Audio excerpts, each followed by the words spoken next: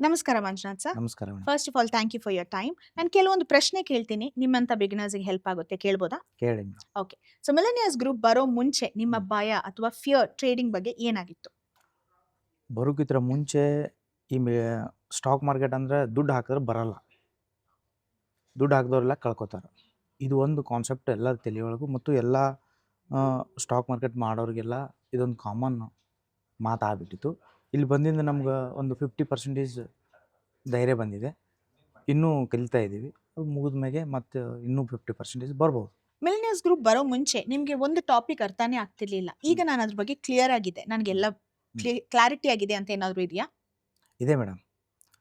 Market start ಆಗಿಂದ ಯಾವಾಗ ಬೀಳುತ್ತೆ, ಯಾವಾಗ ಮ್ಯಾಗ ಹೋಗುತ್ತೆ ಅಂತ ನನಗೆ ಐಡಿಯಾ ಇದ್ದಿದ್ದಿಲ್ಲ. ಸುಮ್ಮನೆ ದುಡ್ಡು ಹಾಕೋದು, ಸುಮ್ಮನೆ ಕುಂದ್ರೋದು ಆ ಥರ ತಿಳ್ಕೊಂಡಿದ್ದೆ. ಬಟ್ ಇಲ್ಲಿ ಬಂದಿಂದ ಕರೆಕ್ಟ್ ಟೈಮು ಮತ್ತು ಕರೆಕ್ಟ್ ಪೊಸಿಷನ್ಗೆ ದುಡ್ಡು ಹಾಕಬೇಕು ಮತ್ತು ಕರೆಕ್ಟ್ ಟೈಮಿಗೆ ನಾವು ವಾಪಸ್ ಬರಬೇಕು. ಟೈಮ್ ಈಸ್ ಇಂಪಾರ್ಟೆಂಟು ಮತ್ತು ಎಕ್ಸಿಟ್ ಎಂಟ್ರಿ ಇಂಪಾರ್ಟೆಂಟ್ ಅನ್ನೋದು ನನಗೆ ಸರಿಂದ ಭಾಳ ಕ್ಲಿಯರಾಗಿ ಗೊತ್ತಾಯಿತು. ಸೊ ಮುಂಚೆಗೆ ಹೋಲಿಕೆ ಮಾಡಿದ್ರೆ ನಿಮ್ಮ ಕಾನ್ಫಿಡೆನ್ಸ್ ಲೆವೆಲ್ ಎಷ್ಟು ಮಟ್ಟಿಗೆ ಬೆಳೆದಿದೆ ಇಲ್ಲಿ ಬಂದಾದ್ಮೇಲೆ ಅಂತ ನಿಮ್ಗೆ ಅನ್ಸುತ್ತೆ? ನಮ್ಮ ಲೆವೆಲ್ ಹೆಂಗೆ ಬೆಳೆದಿದೆ ಅಂದರೆ ಮೇಡಮ್, ನಾವು ಹಾಕಿದ ದುಡ್ಡು ಬರ್ತದೋ ಇಲ್ಲೋ ಅನ್ನೋ ಮೊದಲು ಭಯ ಇತ್ತು. ಈಗ ಅದು ಬರುತ್ತೆ.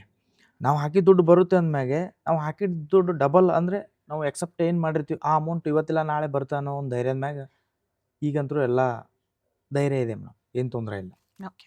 ಸೊ ನಿಮ್ಮಂಥ ಬಿಗಿನರ್ಸು ಈ ಸೆಮಿನಾರ್ನ ಏನಕ್ಕೆ ಅಟೆಂಡ್ ಮಾಡಬೇಕು? ಈ ವೆಬಿನಾರ್ ಅಟೆಂಡ್ ಮಾಡ್ತಾ ಅವ್ರಿಗೆ ಏನು ಲಾಭ? ಇದರಿಂದ ಏನು ಲಾಭ ಅಂದರೆ ಮೇಡಮ್, ಪ್ರತಿಯೊಬ್ಬರು ನಮ್ಮಂಥ ಬಿಗಿನರ್ಸಿಗೆ ಊರಲ್ಲಿ ಒಂದು ಪ್ರಾಪರಾಗಿ ಕೆಲಸ ಇರಲ್ಲ. ಎರಡನೇದು ಮಾಡೋ ಕೆಲಸ ನಮಗೆ ಇಂಟ್ರೆಸ್ಟ್ ಇರಲ್ಲ. ಇಂಟ್ರೆಸ್ಟ್ ಕೊಟ್ಟು ಮಾಡಿದ್ರೂ ನಮ್ಗೆ ಸರಿಯಾದ ದುಡ್ಡು ಬರ್ತಿರಲ್ಲ.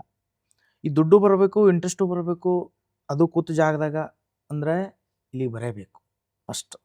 ಬಂದಿಂದ ಸ್ವಲ್ಪ ಸರಿಯಾಗಿ ವೆಬಿನಾರ್ ಕಲ್ತೀವಿ ಅಂದ್ರೆ ನಾವು ಪ್ರಾಪರ್ಲಿ ಎಲ್ಲೇ ಒಂದು ತಕ್ಕ ಮಟ್ಟಿಗೆ ನಾವು ಸೆಟಲ್ಮೆಂಟ್ ಆಗ್ಲಕ್ಕೆ ಒಂದು ಇಷ್ಟಪಡ್ತೀವಿ.